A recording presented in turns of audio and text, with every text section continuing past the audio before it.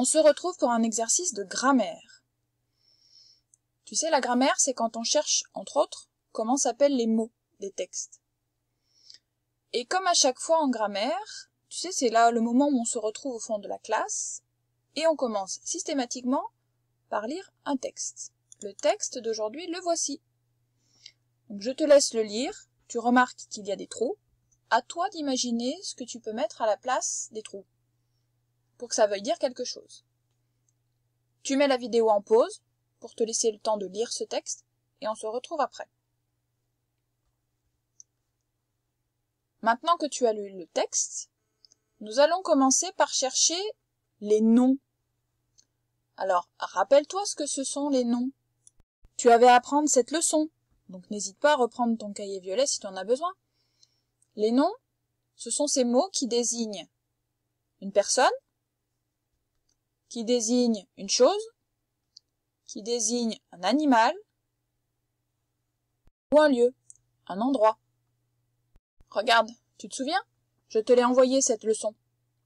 Le nom, c'est une personne, un animal, une chose, un lieu, et ça peut être quelqu'un de tout à fait commun, n'importe qui, ou alors, au contraire, un nom propre, avec la France, Astérix, Paris. Alors, Mitsu, ça se voit pas bien, mais c'est un chat.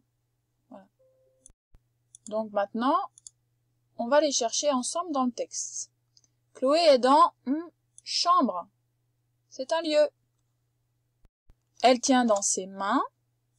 Là, il y a le mot main aussi. Une belle boîte. C'est un objet, c'est une chose. En métal. Frère. Frère. C'est une personne, frère. Voilà le nom. Qu'est-ce que tu as dans boîte? Voilà notre nom suivant. Boîte, demanda-t-il. C'est mon trésor. Trésor, voilà un autre nom. Je peux le voir? D'accord, mais tu ne le diras à personne. C'est promis, dit Maxime. Ça aussi c'est un nom. C'est un nom propre. C'est un prénom même. Alors, très fière, Chloé, nous voici avec un autre nom propre, Chloé sort de sa boîte. Lorsqu'elle sort de sa boîte. Boîte, c'est un nom, c'est un objet, c'est une chose. Bague. Bague, c'est un objet. On a bracelet aussi, qui est un objet. Donc c'est un nom. Coquillage.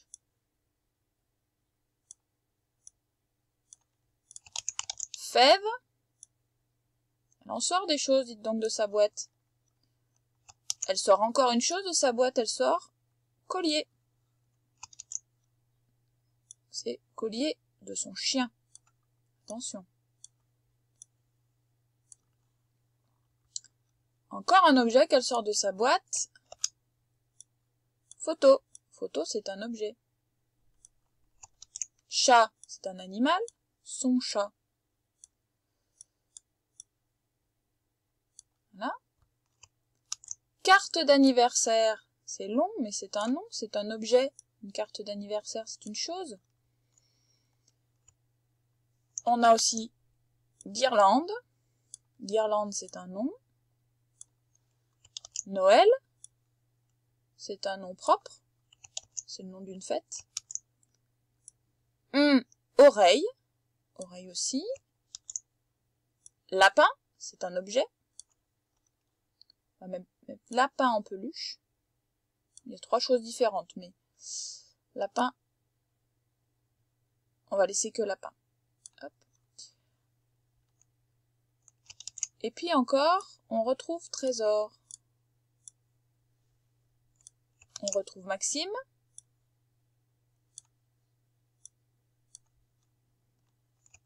Et un petit peu plus loin, on a un secret. Juste là. Puis il y a encore le prénom Chloé. Et on a encore l'objet boîte.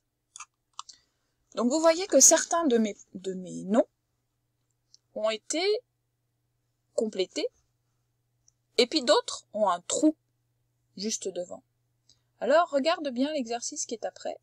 Hop, ici, on a pris les mots qui avaient des trous, et on a mis plein de petits mots qui pouvaient aller avec. Alors je te laisse regarder, et après, on cherche ensemble les mots qui peuvent aller l'un avec l'autre. Donc, on pouvait mettre par exemple, si on prend les mots dans l'ordre, les noms dans l'ordre, chambre. Eh bien, chambre, on peut le mettre avec sa chambre. Mais ça marche aussi avec ta chambre. On aurait pu mettre aussi la chambre. Ça faisait donc 3 petits mots qui pouvaient aller juste devant le nom. On en prend un autre. Frère. Ça peut faire avec un frère, le frère, son frère ou ton frère. Maintenant, si on continue, boîte. Tu commences à comprendre? Sa boîte, ta boîte, la boîte, et même une boîte. Trésor.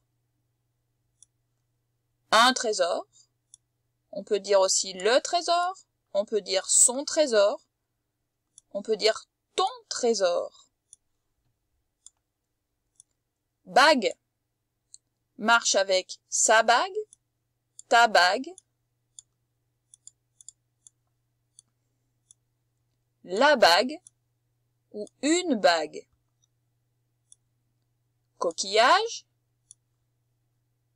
un coquillage, le coquillage, son coquillage, ton coquillage. Collier peut fonctionner avec un collier, le collier de maman par exemple, son collier ou ton collier. Par contre, à chaque fois, ça ne veut pas tout à fait dire la même chose. Ton collier, ça veut dire que c'est le tien. Son collier, c'est plus le tien, c'est celui de la voisine. Le collier, c'est le collier de quelqu'un, celui dont on parle, et un collier, c'est n'importe quel collier. Donc, effectivement, le nom peut aller avec n'importe quel petit mot, mais ça change un petit peu le sens. On finit les quelques mots. Photo, je peux le mettre avec sa photo. Ta photo, donc là, ça sera la tienne. La photo de quelqu'un, ou la photo dont on parle, ou une photo, auquel cas c'est n'importe quelle photo. Et pareil avec guirlande. Une guirlande, n'importe quelle guirlande. La guirlande. Ta guirlande. Dans le sens, c'est plus n'importe laquelle, c'est la tienne.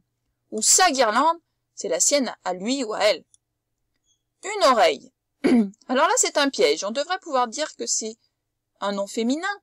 Un nom, on pourrait dire effectivement une oreille. Une, normalement, on devrait pouvoir dire la oreille. Mais rappelle-toi ce que tu as fait dans ton cahier rouge. La oreille, ça ne va pas, parce que oreille commence par une voyelle. Donc on est obligé d'utiliser L', oreille, l'oreille. C'est toujours un mot féminin, un mot comme une fille, mais qu'on met avec une. Et puis le dernier mot, par, ne va avec personne. Et Chloé, c'est un nom, mais c'est un nom propre. Donc il n'a pas de petits mots avec lui. Tu remarques qu'à chaque fois, on a utilisé les mots de la première ligne, et aussi un petit peu celui-ci, le L'. On n'a pas utilisé il, on n'a pas utilisé elle. Pourquoi? Parce que ce ne sont pas des petits mots comme les autres. Les petits mots de la première ligne, ce sont, on appelle ça des déterminants. Un déterminant, c'est le compagnon du nom. Un nom ne peut jamais être tout seul, à part un nom propre. Mais un nom commun n'est jamais tout seul. C'est le copain. C'est même lui qui décide.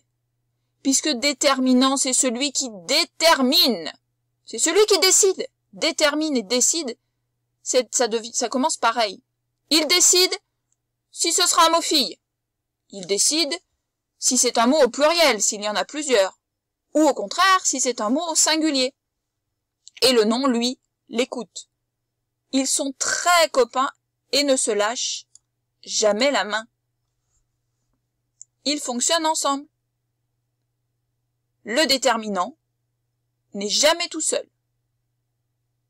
Et le nom écoute ce que dit le déterminant.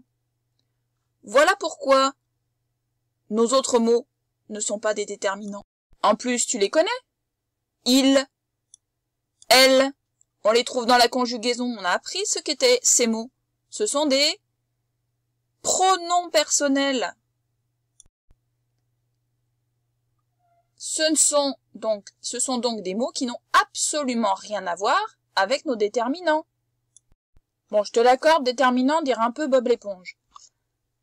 Mais ça nous prouve que ce ne sont absolument pas les mêmes. Déterminant, pronom personnel. Et celui qui nous intéresse, c'est le déterminant, celui qui décide, celui qui détermine le nom. S'il va être masculin, s'il va être féminin, s'il va être au singulier ou s'il va être au pluriel. En n'est pas non plus un déterminant puisqu'on ne peut pas y mettre de nom à côté. Par, qui était ici, n'est pas non plus un déterminant. Quant au mot arrive, qui est là, c'est à toi de me dire ce que sont ces mots. Arrive et sort, ce sont des verbes, puisque ce sont des actions. C'est quelque chose qu'on peut mimer. Ce sont donc des verbes. Rien à voir avec des noms et encore moins avec des déterminants. Du coup, regarde dans cette phrase. Son frère arrive. On voit arrive qui est le verbe. Tu te rappelles, c'est ce qu'on cherche toujours en premier. Et maintenant, on voit, regarde, le nom frère qui est une personne qui fonctionne lui aussi avec son déterminant. Je vais te les mettre à la bonne taille. Regarde. Le déterminant, c'est son. Le nom, c'est frère. Et ils fonctionnent forcément ensemble.